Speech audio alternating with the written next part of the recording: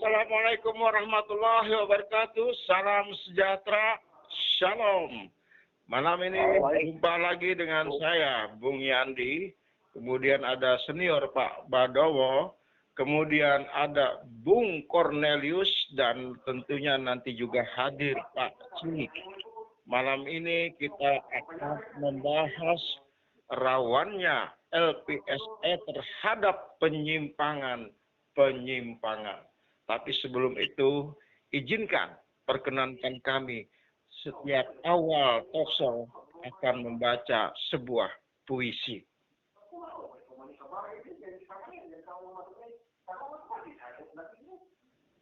Palu yang kau ketuk.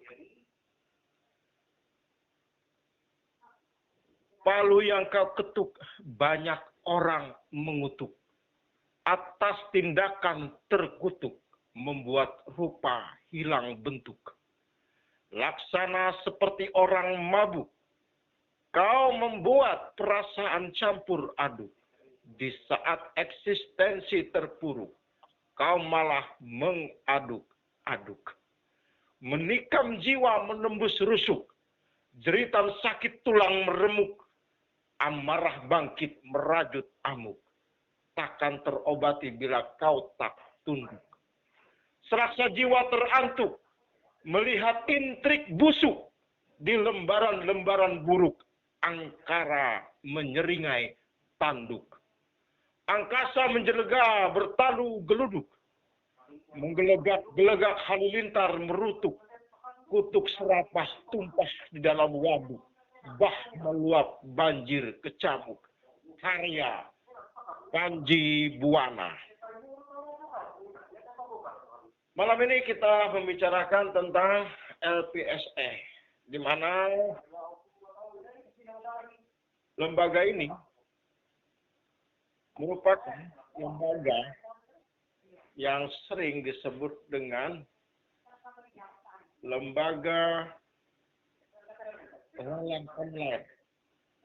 Nah, artinya lembaga online.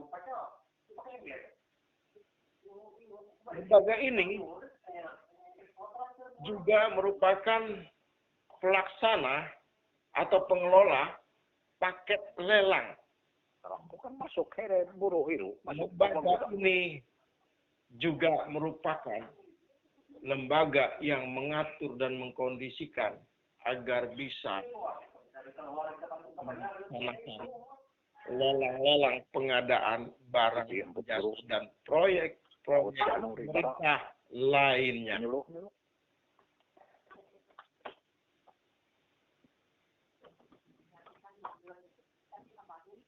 Paket lelang yang ada di instansi pemerintah saat ini memang dikenal menggunakan apa yang dinamakan LPSE. Dan LPSE ini, kalau menurut tulisan-tulisan yang ada banyak di media, sangat rawan terjadinya kecurangan atau penyimpangan.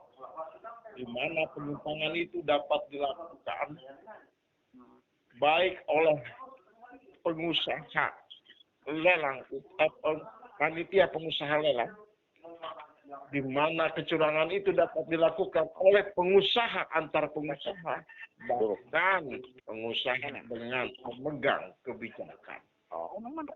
Artinya memang para pengusaha di Indonesia tidak aneh merasakan intrik-intrik sebagaimana yang terbaca di awal dalam puisi tadi.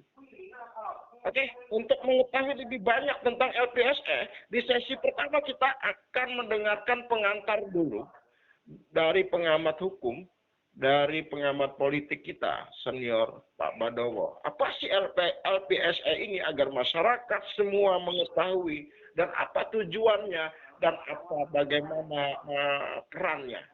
Oke, kita langsung saja ke narasumber kita, Pak Senior, Pak Badowo. Selamat malam. Selamat malam. Assalamualaikum warahmatullahi wabarakatuh. Waalaikumsalam. Salam sejahtera. Waalaikumsalam. Salam sehat. Salam sehat. Selamat berjumpa dengan narasumber-narasumber yang ada. Khusus para pendengar radio ini agar bisa berinteraksi dengan kita. Kita akan mengupas atau kita akan mengangkat. Sebab kejadian-kejadian yang terjadi di kabupaten tetangga sudah jelas-jelas menyatakan bagaimana KPPU, Komisi Pengawas Persaingan Usaha, yang menemukan ketidakberesan lelang di satu kabupaten tetangga kita melalui LPSE. Maka kita juga coba menyimak. Kenapa? Hal ini sangat memprihatinkan kalau kita lihat. Karena yang tidak ditemui oleh KPPU ternyata ada permainan. Indikasinya adalah macam monopoli, tek monopoli. Padahal LPSE itu seharusnya terbuka, jujur, dan profesional. Sehingga kalau ada masyarakat yang mempertanyakan progres yang terjadi di LPSE itu harus dibuka seharusnya. Jangan ditutup-tutupi. Kalau ditutup-tutupi itu berarti masyarakat punya penilaian tersendiri terhadap LPSE yang ada, khususnya di Kabupaten Barito Timur. Mengapa hal ini bisa terjadi? Kenapa? Karena LPSE ini juga diatur oleh tangan-tangan manusia, bukan oleh malaikat. Nah, saya lebih cenderung bahwa LPSE ini, kalau kita melihat ada hal-hal yang memang kurang pas, kita bisa langsung melapor ke KPPU, Komisi Pengawas Persaingan Usaha. Mereka sudah dibentuk sesuai dengan Undang-Undang Nomor 5 Tahun 1999 dengan tugas-tugas utama mereka. Jadi ini kaitannya sangat erat dengan LPSE ini.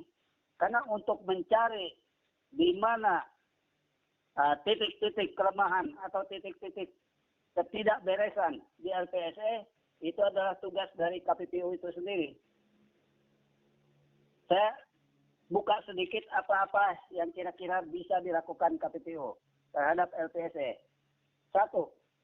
Melakukan penilaian terhadap perjanjian yang dapat mengakibatkan terjadinya praktek monopoli dan atau persaingan usaha tidak sehat, sebagaimana diatur dalam pasal 4 sampai pasal 16 dari Undang-Undang Nomor 599.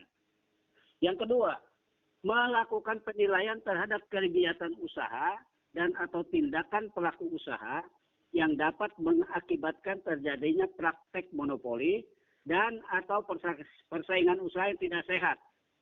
Itu diatur dalam pasal 17 sampai dalam pasal 24 Undang-Undang Nomor 5 tahun 99. Nah, kemudian kalau kita melihat lagi lebih lanjut, melakukan penilaian salah satu tugas KPPU terhadap ada atau tidak adanya penyalahgunaan posisi dominan yang dapat mengakibatkan terjadinya praktek monopoli dan atau persaingan usaha tidak sehat sebagaimana diatur dalam pasal 25 sampai dengan pasal 28.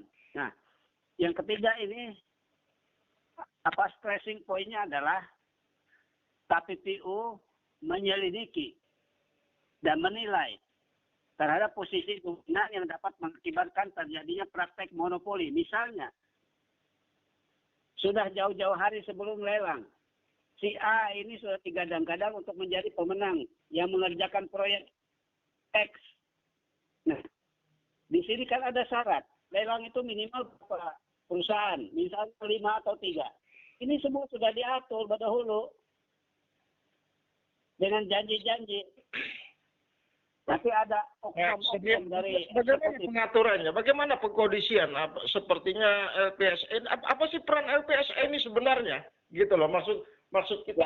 Kalau memang ada pengaturan seperti itu, bagaimana sih cara pengaturannya? Ya, justru inilah yang terjadi sekarang kalau kita lihat di kabupaten tetangga kita. Justru dari LPSE ini kelihatan. KPPU bisa menilai apakah ini ada praktek monopoli, ada aroma monopoli, sehingga rekan-rekan yang ikut lelang di LPSE itu sudah berdahulu sudah batur. Jadi si A harus jadi pemenang. Jadi si B, si C, si D nggak boleh nawarnya melawan si pemenang si A. Tapi bukankah ini sudah diatur secara elektronik, Pak Senior? Bagaimana mengkondisikan pengaturan elektronik ini agar bisa namanya terjadi kecurangan-kecurangan tersebut? Kan penawaran. Misalnya si A menawarnya misalnya dia turun misalnya 10%. Nah si B, C, D ini nggak boleh nawar di bawah itu lagi. Misalnya ada si B misalnya 15%. Si X misalnya 20% mengurangi dari nilai pagu anggaran. Nggak boleh. Itu sudah diatur. Oh artinya walaupun ini melalui elektronik masih bisa diatur ya? Lah, saya tanya yang bikin laptop, bikin komputer itu siapa? Iya. Tapi yang penting Kan manusia, Bu. bagaimana? Yang penting prakteknya bagaimana, Pak Senior? Iya, justru inilah di prakteknya itulah yang diatur-atur itu. Apalagi kalau sudah sowan, kulunun, wah, repot. Nggak ada orang yang bisa masuk. Nggak ada ya. Pak Senior, Ya. bagaimana cara mereka mengkondisikan atau adakah trik-trik khusus atau pengkondisian secara khusus sebagai barometer bahwa itu sebenarnya terjadi persekongkolan. Saya sebut saja terjadi persekongkolan apa yang dikatakan Senior Baatur tadi ya. Nah iya kan tanya itulah. Kenapa ada komisi pengawas persaingan usaha? Itu kan munculnya Undang-Undang Nomor 5 Tahun 99 ini karena memang sudah diketahui sejak awal bahwa selalu ada permainan. Sebelum LPSE itu muncul pun sudah ada permainan. Itu pengalaman saya. Oke, kalau gitu. Sebelum LPSE. Jadi ada misalnya saya mengerjakan misalnya jembatan kemarin. Ini saya bangga jembatan yang saya bangun, jembatan Ayun di Pinang Tunggal. Sampai hari ini masih bisa dilewati.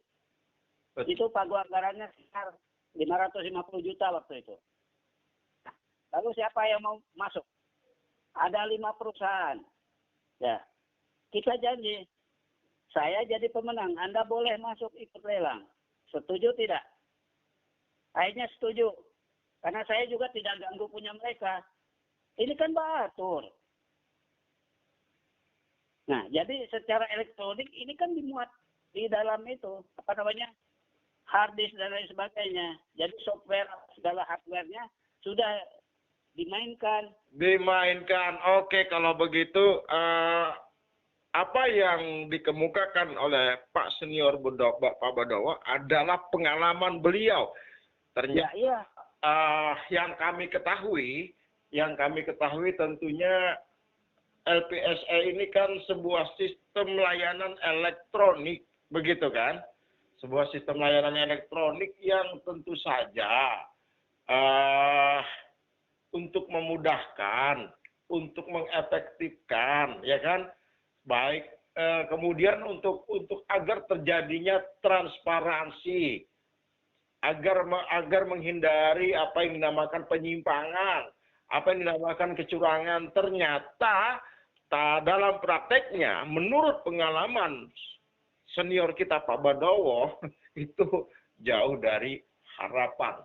Walaupun tujuan dari LPSE ini, apakah efisiensi, efektivitas, mutu, dan transparansi, ternyata tidak bisa dicapai. Karena ini justru semakin, semakin kalau dilihat saat ini semakin diragukan gitu kan. Oke, kita ke Bung Cornelius. Bung Cornelius, Pak senior kita, Pak Badowo menceritakan pengalamannya. Coba ceritakan pengalaman Anda. Sama itu, Bung Cornelius. LPSE ini.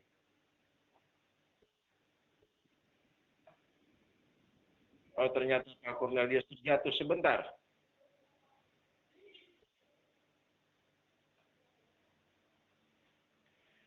Halo, Bung Cornelius. Terputus tadi. Ya. Bung Cornelius. Ya. Bung Senior, Pak Badowo sudah menceritakan pada saat mengikuti tender. Tapi ternyata pengalaman beliau itu memang bisa baatur walaupun melalui LPSE. Saya ulang, LPSE ini adalah sebuah sistem ya, sebuah sistem pelayanan pengadaan secara elektronik, maka disebutlah LPSE. Jadi sistem LPSE ini sebenarnya memanfaatkan dukungan teknologi informasi IT. Nah, tujuan dari LPSE ini kan meningkatkan efisiensi katanya, efektivitas, mutu, kemudian transparansi. Tapi apabila melihat apa yang terjadi saat ini, kita meragukan tercapainya tujuan melalui LPSE ini. Pengalaman Bung Cornelius bagaimana? Ya, kurang lebih apa yang disampaikan senior tadi. Jadi kita juga dulu sudah masuk waktu kita ini seperti yang saya bilang pada Kupso kita yang lalu-lalu, kita ini kan sudah mantan. Tapi kita sempat di dalam rangka tender itu mengikuti LPSE. Jadi LPSE itu ya dari dulu kita ragukan. Jadi malah lebih mudah bermain lewat LPSE daripada yang apa. Ya, itu mudah-mudahan bermain LPSE itu gini ceritanya. Jadi kalau kita ingin itu diblokir aja, jadi dibikin sinyal aja pasti ini mau masuk waktu, jadi bikin sinyal aja, diganggu sinyalnya ndak masuk lain. Jadi sudah close, jadi pada waktu terbatas kita memasuki penawaran dengan ini. Nah, jadi ya itulah permudah melakukan sabotase, melakukan permainan di balik layar lebih mudah daripada yang pakai yang manual. Kalau manual kan nggak bisa dirubah-rubah. Kalau itu aja dengan mengacak sinyal, menghack sinyal aja sudah selesai. Kalau kita yang diinginkan, kalau tidak yang sudah diatur demikian. Nah itu menurut saya singkat saja. Jadi LPSE itu tidak menjamin, sangat tidak menjamin, malah dengan sangat mudah operatornya bermain sesuai dengan orderan. Baik. Bung Cornelius dan Pak Sujirbado, ternyata ini justru kata Bung Cornelius kalau saya terjemahkan sarangnya persekongkolan ya. Iya. Itulah yang terjadinya, akhirnya terjadi monopoli itu. Oke, kita langsung putar lagi. Ini lebih menarik ini. Kita akan bicara bagaimana modus-modus, indikasi-indikasi persekongkolan. Kita sebut saja ini persekongkolan ya Bung Cornelius ya. Pengadaan barang jasa pemerintah kan begitu. Betul sekali. Iya kan? Artinya justru kata Bung Cornelius dengan LPSE ini justru tambah parah kan begitu. Lebih mudah dilakukan. Buktinya dengan pemblokiran sinyal saja gitu kan. Oke. Kalau saya bisa tangkap modusnya, indikasinya salah satunya adalah di sinyal tadi ya, pemblokiran sinyal ya. Itu yang paling utama Pak Yandi. Jadi dengan mengacak sinyal, menghack sinyal, jadi ada alasan pada waktu pemasukan penawaran tanggal-tanggal ini. Jadi ini kan sudah diorder. Jadi ada alasan untuk pembenaran, ya Anda masuk sampai pada detik yang ditentukan tendernya, si A yang tidak diinginkan tidak masuk, tapi yang lain sudah dimasukin. Nah ini itu paling mudah. Nah itu aja kita orang awam. Jadi dibungkus dengan kebenaran seolah-olah ini tidak orangnya datang, tapi ya itulah tadi. Jadi cara pembenarannya lebih licik, tapi sebetulnya anak tika aja mengerti Pak Yandi. Ya artinya bisa saja terjadi itu di prakualifikasi perusahaan atau pralelang ya. Iya itu dia.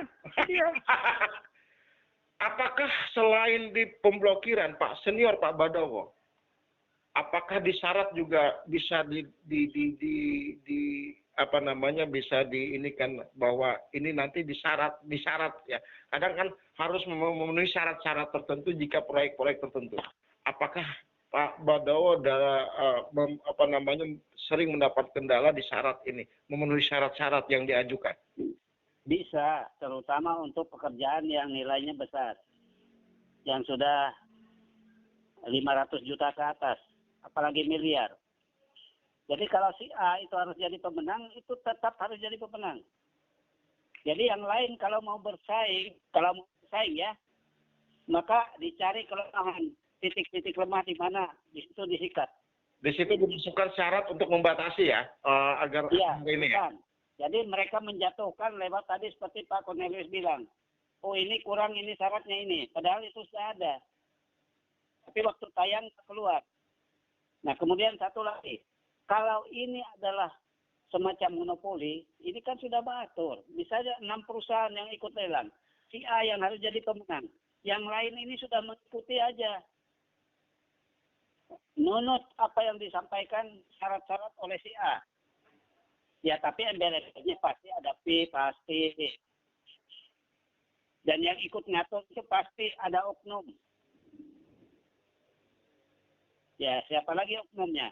Pasti oknumnya eksekutif. Oke. Berarti ada indikasi tadi di pemblokiran sinyal, yang kedua dibatasinnya syarat-syarat mengarah kepada perusahaan tertentu sepertinya ya. Iya. Saya simpulkan. Kalau boleh saya simpulkan Pak Senior ya. Ya. Jadi dibuat syarat-syarat mengarah kepada perusahaan tertentu sehingga perusahaan tertentu tersebut bisa memenangkan lelang. Begitu kurang lebihnya ya. Ya. Oke. Kita tidak salah ya kan membaca indikasi-indikasi nanti untuk pembelajaran kita ke depan, gitu kan? Nah, itu wajar kan masyarakat, namanya masyarakat. Oke. Masyarakat selalu ingin tahu dan mereka bertanya kalau ada hal-hal yang menurut mereka ganjil. Oke, kalau gitu. Misalnya satu perusahaan dapat 4-5 paket perusahaan pekerjaan. Saya baru melihat berapa yang dibuat untuk membuat ini drainase sepanjang jalan Ansarunai. Ini berarti tandanya bahwa ada perusahaan tertentu yang diperlakukan secara khusus, diistimewakan, ya kan, agar memenangkan itu. Iya. Coba aja lihat itu papan proyek yang di jalanan Sunai. Itu lihat berapa nilai pagunya. Itu 5,2 miliar sekian. Tapi volume pekerjaannya nggak ada disebut itu. Misalnya berapa kilometer drainasenya, berapa ini nggak ada. Dan lihat aja pekerjaannya. Saya bahkan di WA, siapa yang kirim itu. Oke. Kelihatannya dia baru kerja 20%. Di jalanan Sarunai kan ada itu papan proyeknya. Ya. 5,2 M. Dan itu adalah juga pemborongnya. Aduhai. Atau begini saja, Senior. Kita diputus di aduhai dulu. Aduhai ini, Mbak. Ya. Aduhai ini sangat berbahaya sekali. Iya. Bung Cornelius, aduhai. Pernahkah Bung Cornelius menemukan, ya kan, sumber dana di perusahaan untuk membiayai sebuah proyek di mana memang ada beberapa paket beda perusahaan tapi sumber dananya sama? Pernahkah Bung Cornelius menemukan itu? Ya, sangat lazim, Pak. Begini, jadi ini 5 perusahaan. 5 perusahaan ini kan walaupun dia di roadnya si A, si B, C, D, dan sebagainya, dia sudah dikondisikan dari awal. Jadi ini pelengkap. Nah, you dapat berapa? Proyeknya sekian. Jadi udah artis seolah-olah mundur dan dia sudah bikin penawarannya. No. Itu aja. Jadi simpel aja Pak Yandi. Nah, kita mencoba untuk menemukan kenapa sih LPSE begini kan. Makanya kita coba apa saja indikasi sebenarnya sehingga terjadi penyimpangan dan kecurangan yang terjadi. Begitu kan?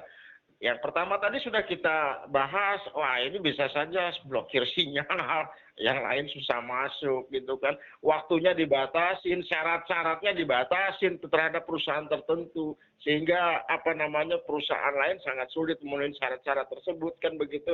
Sekarang kita bisa saja kan menemukan ada beberapa proyek di mana sumber dananya mungkin bisa saja orang yang sama. Apakah Bung Cornelius pernah mendengar atau menemukan hal seperti itu? Oke, kita persoalan sumber dana itu hanya sebuah indikasi saja. Tapi bisa saja itu terjadi permainan justru ada di situ salah satu indikasinya gitu. Gitu kan. Saya misalnya sebagai seorang yang punya duit banyak, siapa sih saya? Ini contoh gitu kan. Saya memegang peranan membiayai proyek-proyek. Gitu kan. Jadi saya menginginkan proyek A, B, C, D, dan E. Artinya, kalau saya misalnya punya uang banyak, gitu kan, Itu kan bagaimana saya bisa memperoleh proyek itu dalam persaingan usaha ini kan begitu. Tapi itu merupakan salah satu indikasi tentu bisa terjadi penyimpangan dong dengan praktek-praktek seperti itu begitu kan. Apakah Bung Cornelius pernah menemukan hal-hal yang seperti ini? Bukan hanya pernah Pak, sering. Jadi izin dulu. Ini kan yang sumber dana ini nanya pertama ke ini Pagu, anggaran tahun ini DAK atau DAO. Jadi dia udah tahu. Jadi izin dulu. Nah, izin dulu nih dana saya. Nanti kamu kembali. Jadi tinggal hitung-hitungan. Nah, hitung-hitungan tadi makanya permainannya tadi. Kalau sudah dananya masuk, Pak Yandi, jadi dengan bagaimana cara pun ya minimal yang ikut tender ini yuk mundur. Yuk dapat berapa?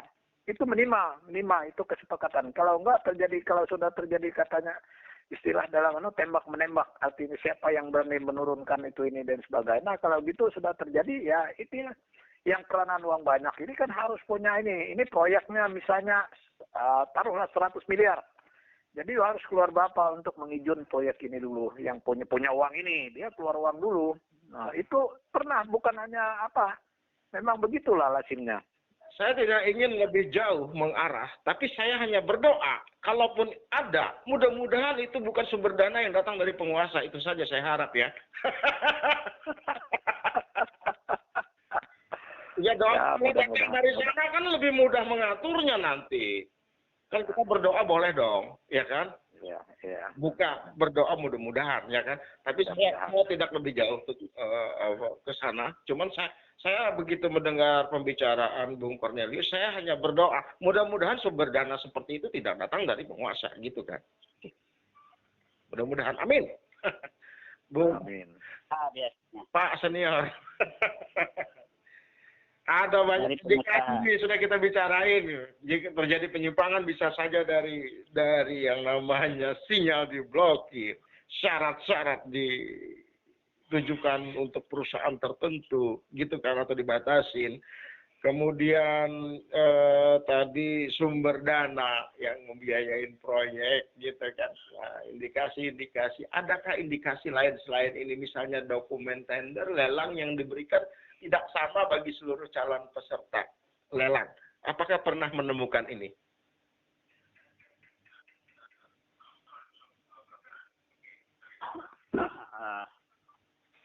Itu mungkin kesalahan anunya aja kalau itu sih. Sekali ingat tahun 2006 atau 2008. Ternyata waktu diadakan verifikasi ada selisih persyaratan. Nah, diakui oleh mereka panitia bahwa itu salah ketik. Akhirnya bisa diluruskan. Itu pernah ketemu memang. Tapi akhirnya mereka akui itu kesalahan mereka panitia juga. Akhirnya lelangnya diulang. Oke, berarti rawan kecurangan juga terjadi, bisa saja terjadi datangnya dari pihak panitia pelaksana lelang. Bisa. Tapi waktu itu kita protes dan kita ancam.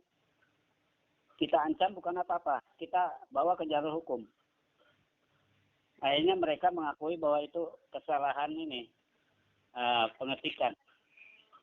Ya sudahlah, karena akhirnya mereka akui dan lelangnya diulang lagi. Dan tidak ada yang dijatuhkan waktu itu. Lelangnya murni, akhirnya bisa diterima dengan baik.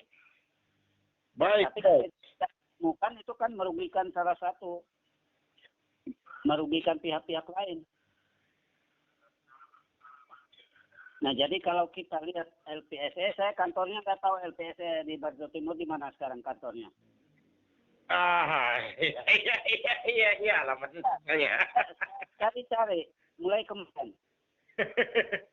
Dulu kan dekat lapangan tenis itu ya. Iya, dulu di lapangan tenis semusim kita. Sekarang di mana? Sekarang di mana itu? Ya, berarti apakah alamat ini juga merupakan susahnya dicari merupakan indikasi ya? Loh iya kan perlu kita tahu. Jadi saya sebagai masyarakat satu saat kapanpun saya datang ke sana dan minta informasi kan boleh. Kenapa nggak boleh walaupun saya tidak ikut lelang? Walaupun tidak secara langsung minta informasi, bukan lewat online ya? Nggak langsung. saya akan mempertanyakan ini. Tolong dibuka informasi. Oke. Tentang informasi publik. Oke. Kita pahami itu, Bung Cornelius. Apakah indikasi lainnya terhadap rawannya penyimpangan dan itu ada di detik-detik terakhir biasanya ya? Apakah itu termasuk rusaknya server? Ya, itu.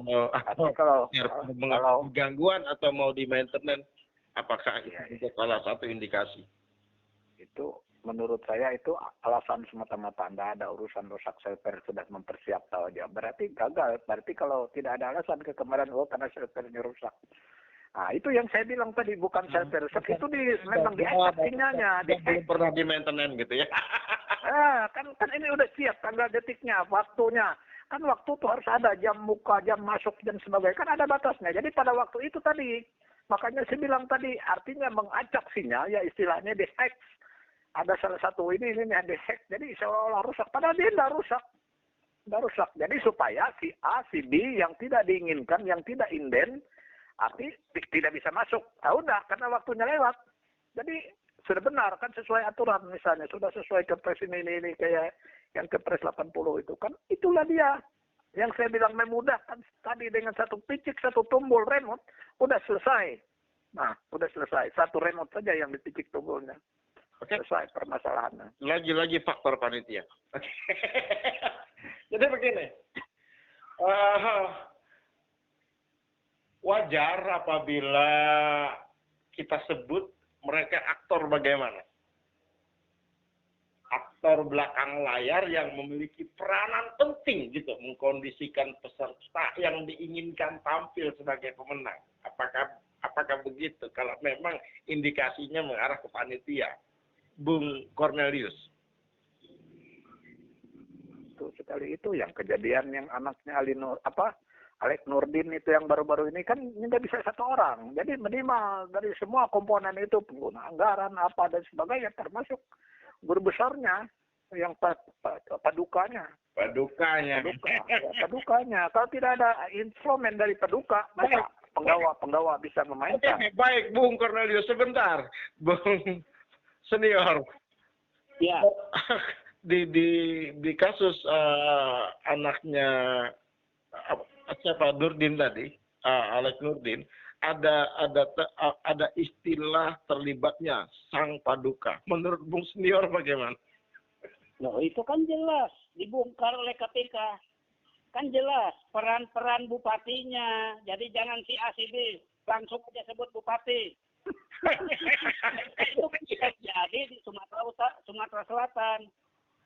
Ya, kita kan bicara Sumatera Selatan nih ya. Iya. Makanya kan di Sumatera Selatan jelas-jelas di siaran TV nasional maupun swasta jelas menyatakan itu peran utamanya si bos itu. Paduka dan penggawa. Paduka. Dia meniru, dia meniru apa yang disampaikan oleh Kang Babe. Ya. Berapa bulan sih selisihnya Alek Nurdin dengan anaknya itu? Iya kan? Dodi. Iya, dengan Dodi. Dodi dengan Alek Nurdinnya yang gubernurnya. Kalau begitu kita pertanyakan dong, panitia yang ditunjuk itu memenuhi kualifikasi atau tidak sebenarnya, profesional atau tidak gitu loh. Orang-orang mereka atau tidak, kan begitu. Makanya kita harus belajar. Kita harus bekerja sama dengan KPPU. Karena mereka punya hak sesuai Undang-Undang Nomor 5/99. Contoh lagi, terus aja contoh. Di Hulu Sungai Utara, Amuntai kemarin. Sama. Nggak beda-beda amat. Modusnya itu sama semua. Pasti ada peran orang-orang yang kuat di sana. Peran paduka ya? Iya. Sebab kepala dinas itu kan di bawah mereka. Kalau dia bilang A, kepala dinas berani nggak melawan? Oh ini B, Pak. Nggak ada. Baik, kita masuk pada pertanyaan sentral. Berapa proyek di Bartim yang dikelola oleh kontraktor Bartim? Menurut Bung Senior. yang dikerjakan Saya oleh tahu kontraktor. ya, ada proyek di mana yang dikerjakan kontraktor lokal. Saya lihat di tanah saya di sana, saya kaget di depan PDAM. Itu kok ada papan nama proyek.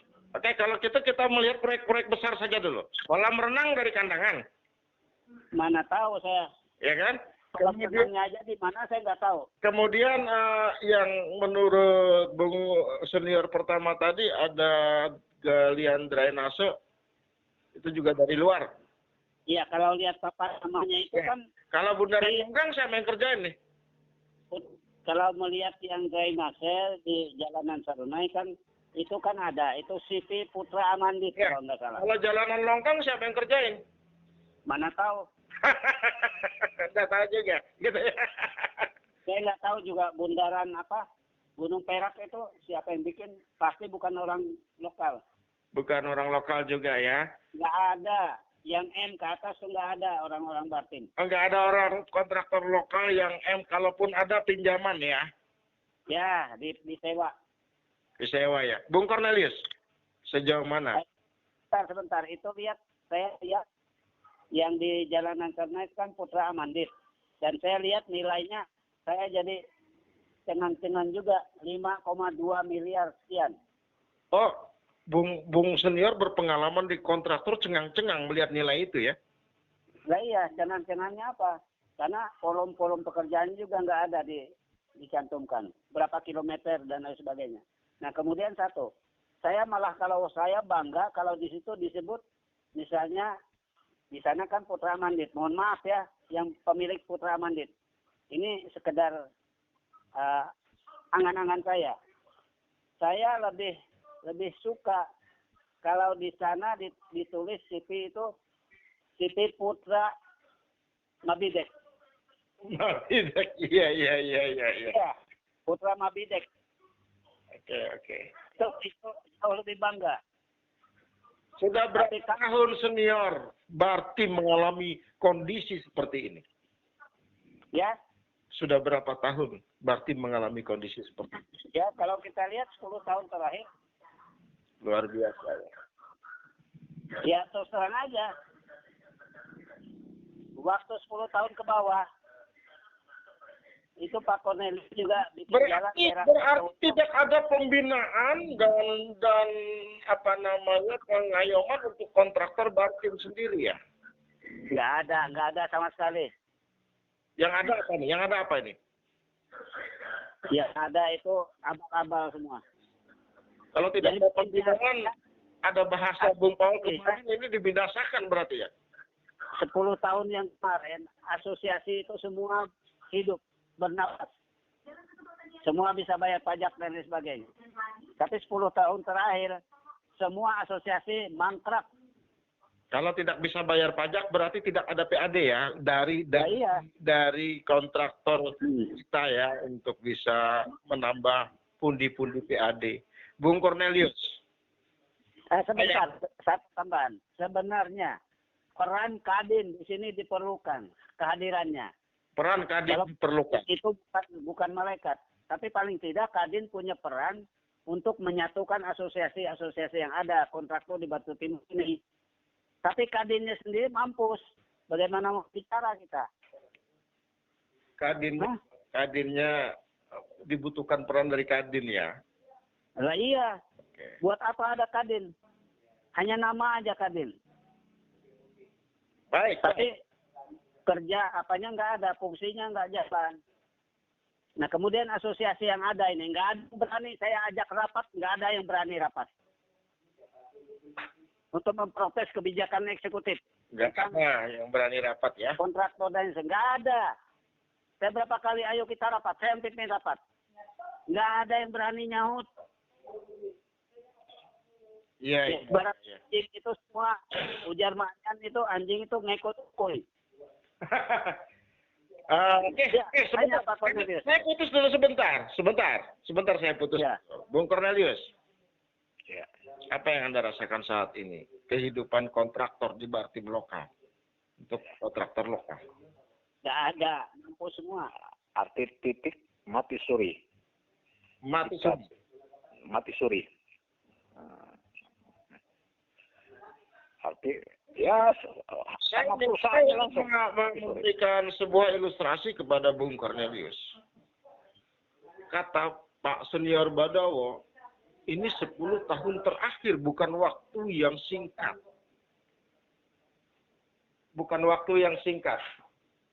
Kalau 10 tahun terakhir, berapa kerugian yang diderita daerah, baik dari pemasukannya untuk PAD, maupun perputaran ekonomi yang ada di daerah. Artinya, dengan banyaknya pekerjaan lari keluar, pajak PPN dan PPh-nya akan lari keluar. Kemudian, mungkin bisa jadi materialnya juga dibeli dari luar. Saya lihat pengusaha batu bata di sini saja kasihan nih. Pada nongkrong semua batanya. Gitu kan? Belum material-material lainnya. Boleh tanya tuh, di kilometer 4 itu ada. Gitu kan? Mereka mengeluh semua. Kemudian, dengan material banyak dibeli dari luar, kemudian pekerjanya juga dari luar. Dan ini membatasi sekali dengan para pekerja lokal untuk dari pekerjaan pengadaan barang dan jasa. Ketika ini dirasakan oleh masyarakat, tidak ada pembelian material, tidak ada pemasukan pajak, tidak ada pemutaran uang untuk belanja karyawan di pasar tradisional, bagaimana kita bisa meningkatkan ekonomi, bagaimana masyarakat bisa membayar pajak, bagaimana PAD Bartim bisa meningkat, itu pertanyaan intinya. Menurut Bung Cornelius, apakah kita mundur atau maju saat ini? Kita sebetulnya secara maju, secara harafiahnya, tetapi itulah keadaannya. Jadi saya simpel saja. Tapi silakan masyarakat tanya pada rumput yang bergoyang. Itu saja. Tanya pada rumput yang bergoyang. Bung Senior, memang rumput bisa menjawab hal ini. Rumput bergoyang.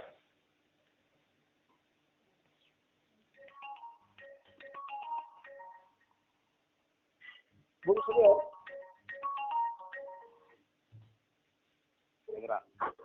Ya. Rupanya Bung Senior lagi toilet kali. Oke, saya coba hubungin Pak Cilik sebentar untuk memberikan komentarnya. Semoga Pak Cilik sudah selesai rapatnya.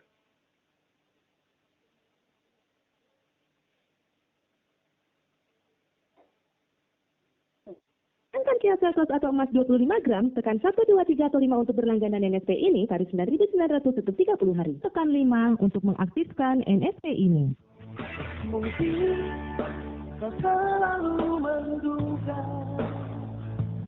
Halo. Selamat malam. Assalamualaikum Pak Cilik. Waalaikumsalam. Ya, tadi bicara banyak tentang LPSE.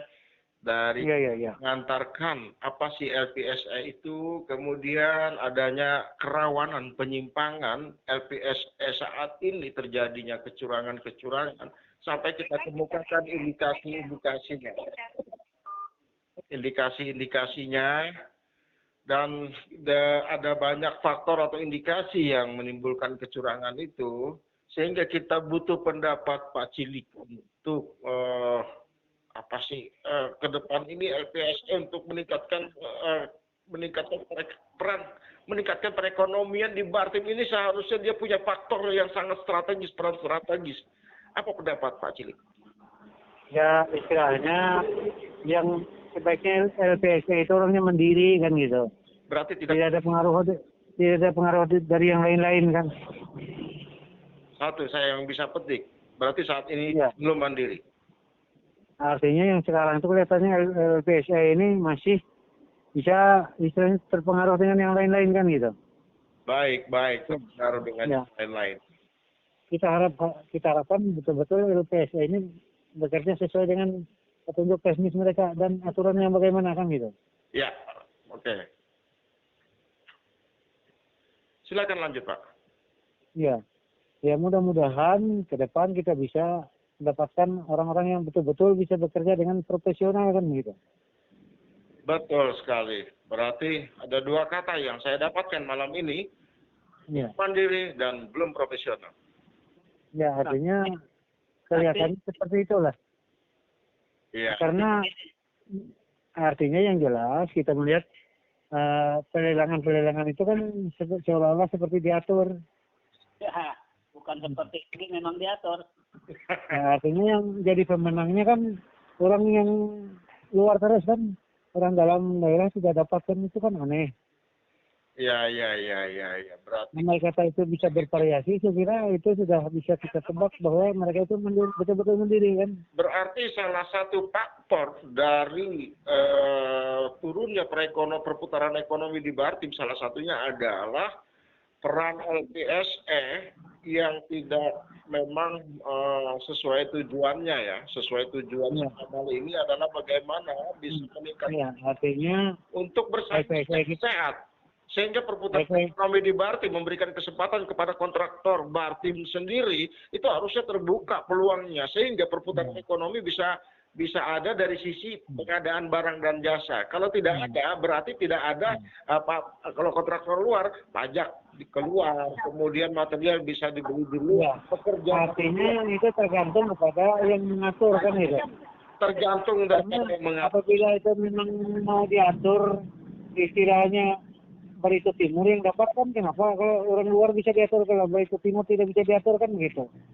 Oke, kasus di Palembang itu tergantung Sri Paduka. Menurut Pak. Ya, artinya tergantung tukang remote-nya kan gitu. Iya.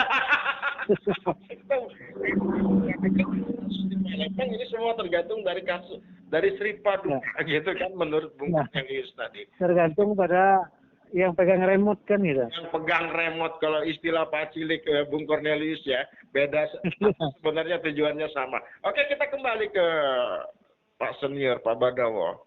Pak Badawo, saya minta Anda mengulas tentang keadaan yang menurut pengalaman Anda tadi lebih rinci lagi sekaligus closing statement. Halo Pak Senior. Ya. Saya minta kepada Anda mengulas lebih rinci lagi, lebih dalam lagi, lebih tajam tentang pengalaman Anda mengenai LPSE ini sekaligus closing statement. Jadi kan begini, LPSE ini saya kan sudah bilang tadi, operator di sana, software maupun hardware-nya itu adalah manusia. Jadi, Iya. ya ketika jauh sebelum lelang, Jauh. pada waktu pesusunan anggaran, ya eksekutif, kemudian dibahas di DPR, itu tangan-tangan yang ingin bekerja itu sudah gentayangan. Misalnya proyek kolam renang, yang berapa miliar itu? 4 miliar lebih ya. 4, sekian M, 5, sekian M, yang satunya lagi berapa? itu satu. Kemudian drainase di Jalanan Sarunai yang 5, sekian miliar. Jadi miliar-miliar ini sudah diincar jauh-jauh hari sebelumnya. Ya, semua lah. Senior lah. Ya. Dan saya yakin mereka pasti kasak kusuk untuk mencari siapa penguasa yang bisa menggolkan mereka. Saya yakin itu. Iya. Artinya kalau makanya saya selalu ingin bekerja sama dengan KPPU untuk memeriksa LPSE yang ada di Barito Timur ini. mantap, Senior. Pas itu. Oh, iya, harus dong. Iya. Itu kan kita harus jujur dan terbuka. Ahmad KPPU kemarin ya, agar masyarakat juga mengetahui, saya sebutkan Sekretariat KPPU Komisi Pengawas Persaingan Usaha, alamat kantornya di Jalan Insinyur Haji Juanda 36 Jakarta 10120 Indonesia. Nomor telepon lengkap 021 350 7015. kemudian nomor faksimilnya juga ada, 0213507008, dan alamat emailnya juga ada, info@kppu.go.id. Silakan catat. Nanti hasil ini juga ada di YouTube. Kalau itu alamatnya berarti itu dekat Masjid Istiqlal. Oke, silakan statementnya ditunggu Pak Senior.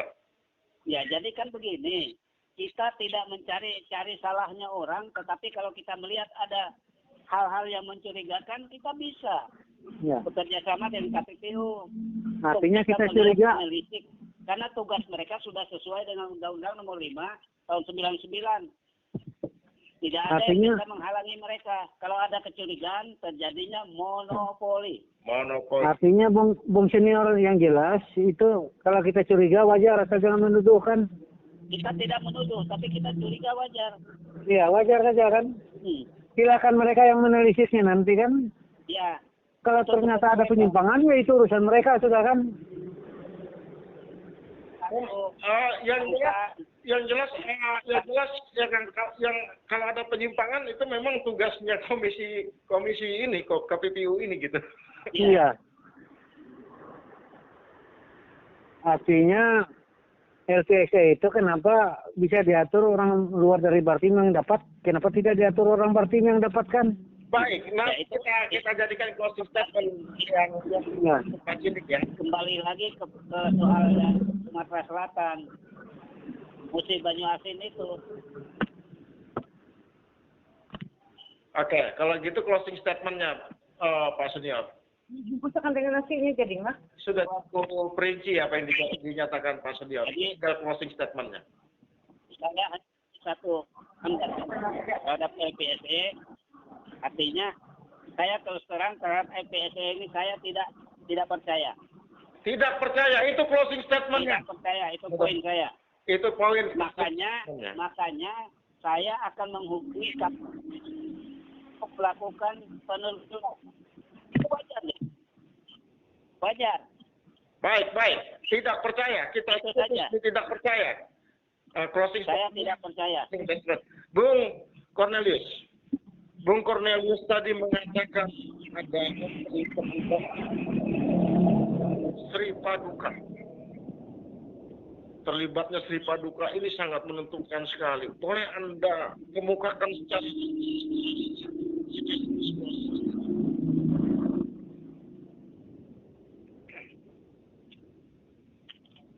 Koreksi moderator, kurang jelas lagi ini sinyalnya, kurang jelas. Oke. Minta diulang.